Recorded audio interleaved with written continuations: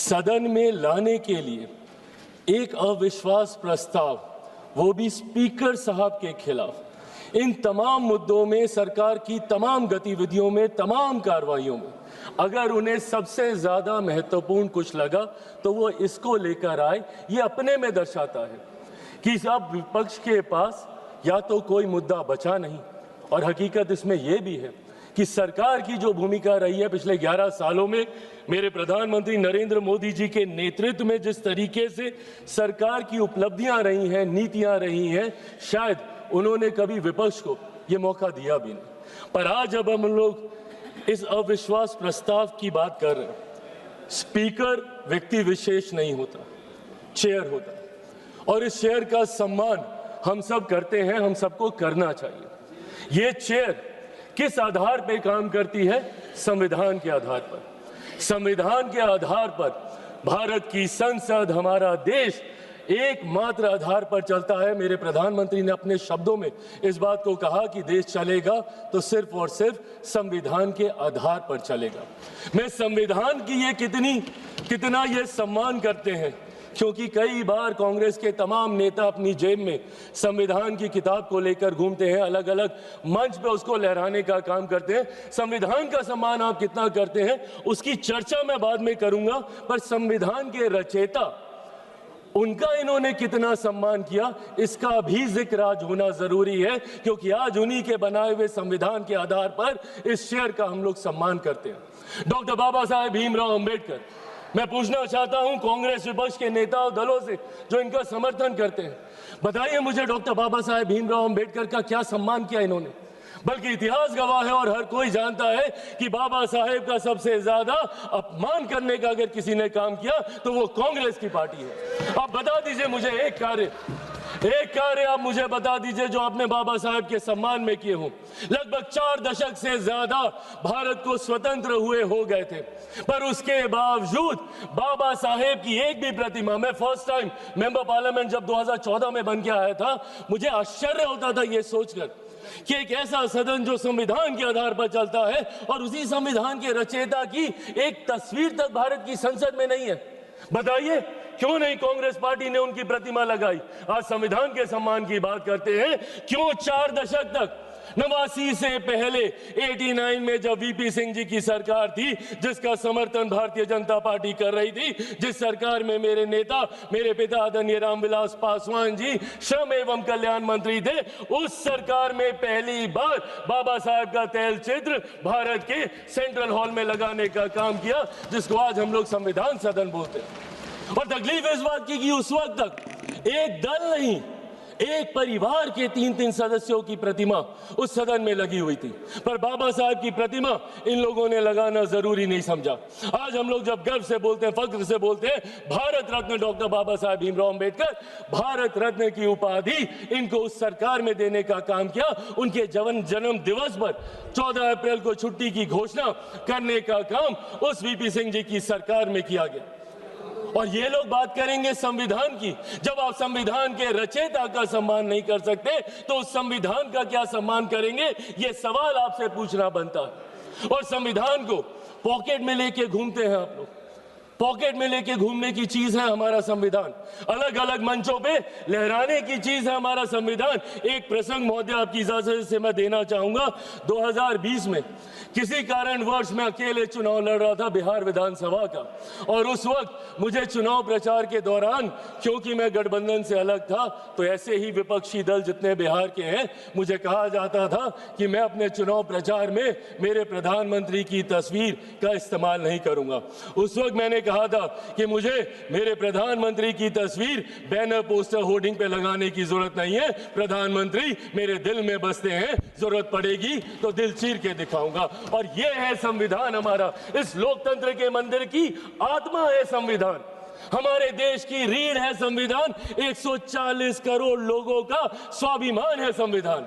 कैसे संविधान को आप अलग अलग मंच पे लहराते हैं, उसकी किताब को ये लोग जेब में लेके घूमने का काम करते हैं, और संविधान का सम्मान with all due respect Congress बताएगी, जिन्होंने 1975 में देश में इमरजेंसी लगाकर सही मायनों में संविधान की हत्या करने का काम किया।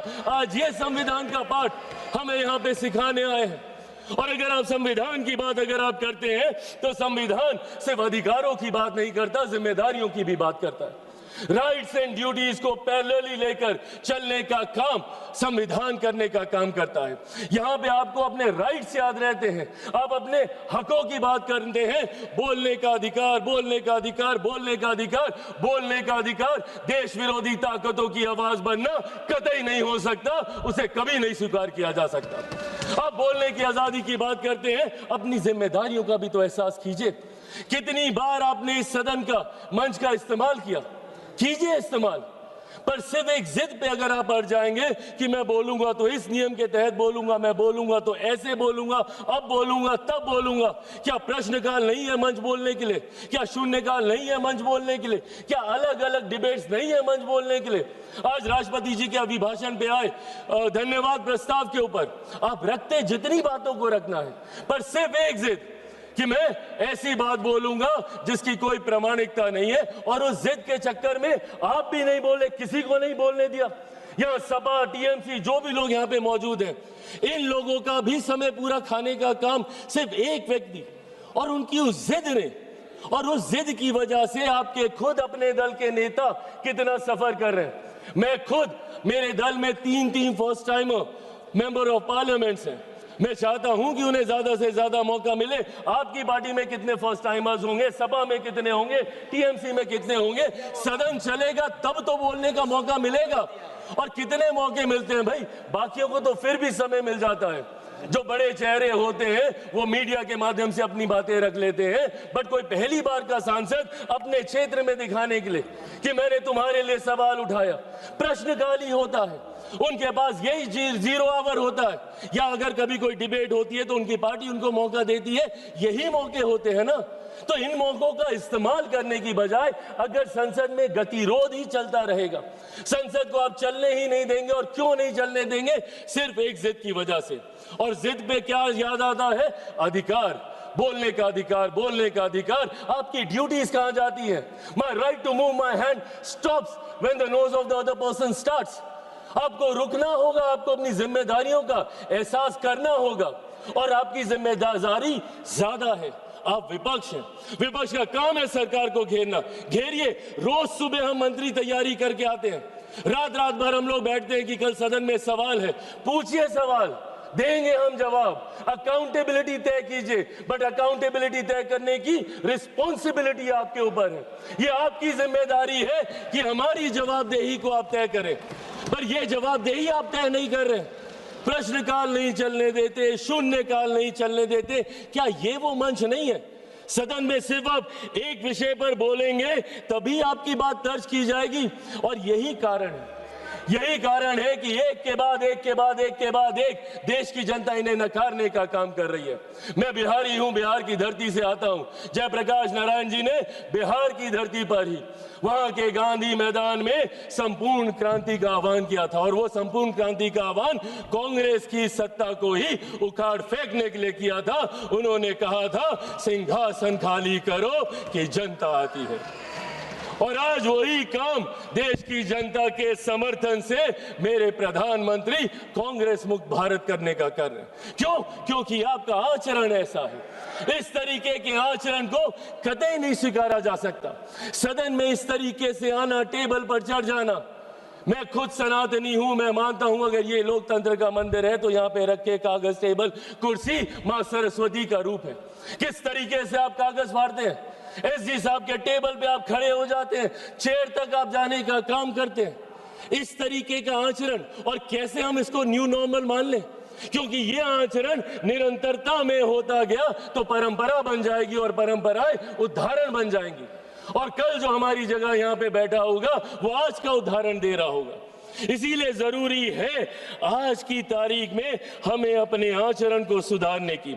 एक के बाद एक जब मैं विपक्ष की जिम्मेदारियों की बात करता हूं, लोकतंत्र की खूबसूरती है सत्ता पक्ष विपक्ष। जहां सत्ता अपनी बात रखेगी, विपक्ष अपनी बात रखेगा। क्या है इनका ऑल्टरनेट विजन? एक विजन बता दें मुझे। अगर सरकार ये गलत कर रही है तो ये चीजें हैं, आप इसको सही कीजिए। ऑल्टरनेट विजन आप देंगे नहीं, सिर्फ आरोप लगाएंगे और लोगों को भ्रमित करने का काम करेंगे। आज तक इन लोगों ने लोगों को सिर्फ विपक्ष ने डराकर अपनी तरफ करने का काम किया। एक के बाद एक ऐसे मुद्दे उठाते हैं और उसको लेकर भ्रम फैलाने का काम करते हैं। कभी सीए का मुद्दा उठाते हैं, हम लोग सदन में कह के थक गए भैया कि सीए का कानून एक ऐसे नागरिकता देने वाला कानून है जहां पे वहां दूसरे अल्पसंख्यक लोगों को नागरिकता देने का कानून है, जहां पे बहुसंख्यक ही मुसलमान है। अब मुसलमानों के बीच में जाके भ्रम फैलाना, नागरिकता छीन ली जाएगी, नागरिकता छीन ली जाएगी। किसकी नागरिकता छीन ली गई? पूरी लोकसभा का चुनाव ये लड़ते रहे कि अगर वापस से मोदी जी तीसरी बार आ गए तो संविधान की हत्या हो जाएगी, लोकतंत्र समाप्त हो जाएगा, आरक्षण समाप्त कर दिया जाएगा। किसका आरक्षण छीन लिया गया? कहां का लोकतंत्र समाप्त हो गया? कौन से संविधान की हत्या कर दी गई? एक के बाद झूठ बोलना और इस तरीके से लोगों को भ्रमित करना। और अब नया हथियार इनको मिला एसआईआर को लेकर। एसआईआर को लेकर सदन नहीं चलने देंगे, उसको लेकर हंगामा करेंगे। अरे प्रभु, एसआईआर पहली बार थोड़ी हुआ, आपके समय पे भी हुआ था। उस वक्त क्या हो गया एसआईआर को लेकर? और एसआईआर का जवाब तो बिहार की जनता ने दिया ना।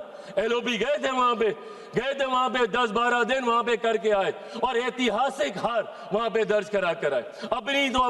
अपने साथी दलों की भी ऐतिहासिक हार वहां पे दर्ज करा कर आए। हकीकत यह है कि एसआईआर नहीं, जो ये वोट चोरी बोलते हैं, वोट चोरी नहीं, इनका जनादेश चोरी होता जा रहा है और इस बात का एहसास ही इनको नहीं हो रहा। क्योंकि ये अपनी अंतरात्मा में झांक के नहीं देखते।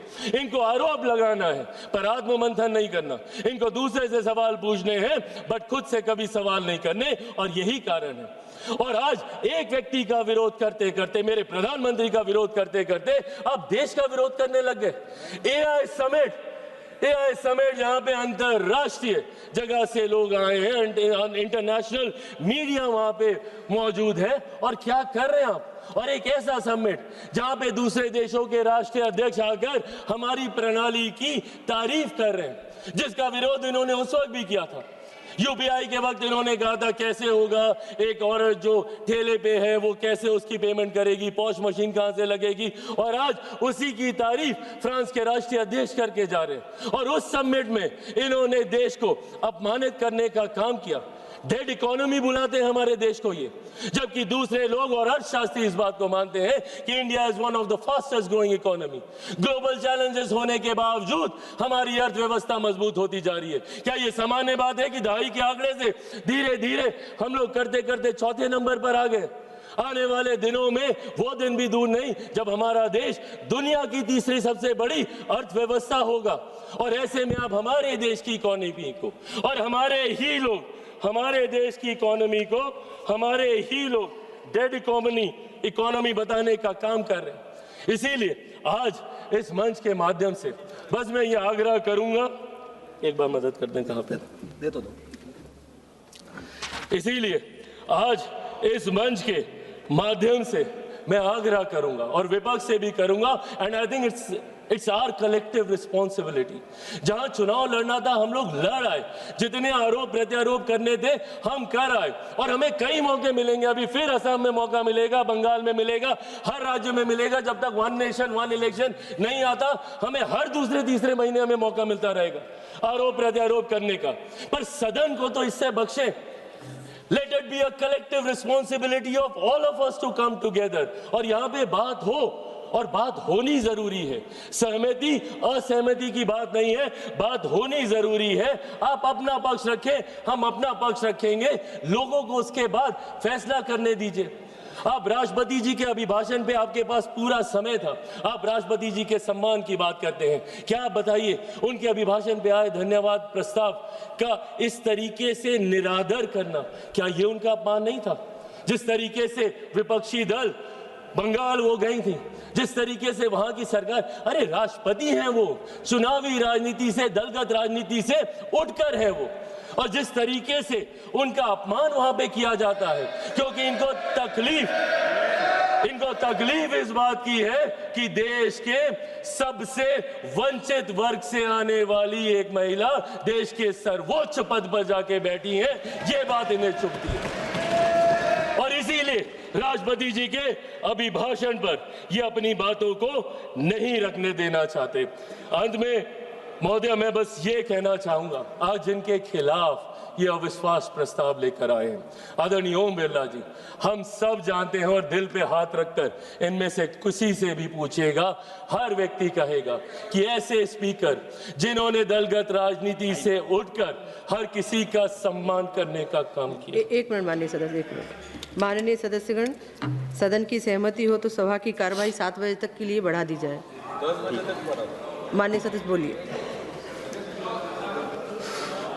आदरणीय ओम बिरला जी, हम सब जानते हैं कि उनका व्यक्तित्व कैसा है, कितनी समावेशी सोच वाले हैं। उन्होंने हमेशा प्रयास किया कि ज्यादा से ज्यादा लोगों को अकोमोडेट किया जाए, ज्यादा से ज्यादा फर्स्ट टाइमर्स को मौके दिए जाएं। दुनिया भर के प्रोग्राम्स उन्होंने चलाए, इंटरैक्टिव सेशंस उन्होंने चलाए, और वो आज से इस चेयर पे थोड़ी बैठे हैं, उनका अपना अनुभव है। पिछली लोकसभा में भी वो इस चेयर पे बैठकर इस सदन का संचालन करते रहे और खूबसूरती से करते रहे। और किसी से भी पूछेगा, हर कोई मानेगा कि कतई उनके आचरण में, उनके व्यवहार में या उनकी समावेशी सोच में अगर किसी को किसी बात की तकलीफ हो, पर इन लोगों को दिक्कत इसी बात की होती है कि भाई, अगर कुर्सी पे बैठा कोई व्यक्ति ऐसे फैसले ले रहा है जो देश हित में है, जो राष्ट्र निर्माण में है, हमारी सरकार ऐसे प्रस्ताव लेकर आ रही है, तो कैसे ये उसका समर्थन कर सकते हैं। आज पूछिए इनको किस बात की तकलीफ है मेरी सरकार से। इस बात की तकलीफ कि आज राष्ट्रीय स्तर पर ही नहीं, अंतर्राष्ट्रीय स्तर पर मेरे प्रधानमंत्री के नेतृत्व में हम लोग हर सेक्टर में आगे बढ़ने का हम लोग काम कर रहे हैं। किस बात की तकलीफ है? मैंने बाबा साहब का जिक्र किया। जब मैं इनसे सवाल पूछता हूं कि आपने क्या किया, हमारी सरकार ने प्रधानमंत्री जी के नेतृत्व में बाबा साहब से जुड़े हुए जितने 5 स्थल थे,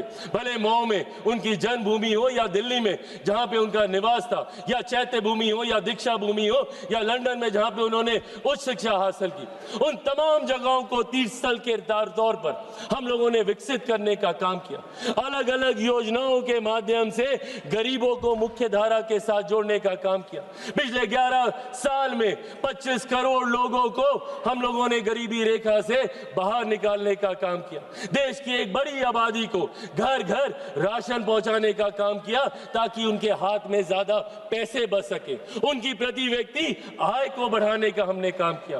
एक के बाद एक ऐसे फैसले मेरे प्रधानमंत्री के नेतृत्व में लिए गए, जिसकी वजह से आज हमारा देश वैश्विक चुनौतियों के बावजूद एक स्थिर व्यवस्था है, एक स्थिर अर्थव्यवस्था है, और धीरे धीरे ये बढ़ती जा रही है।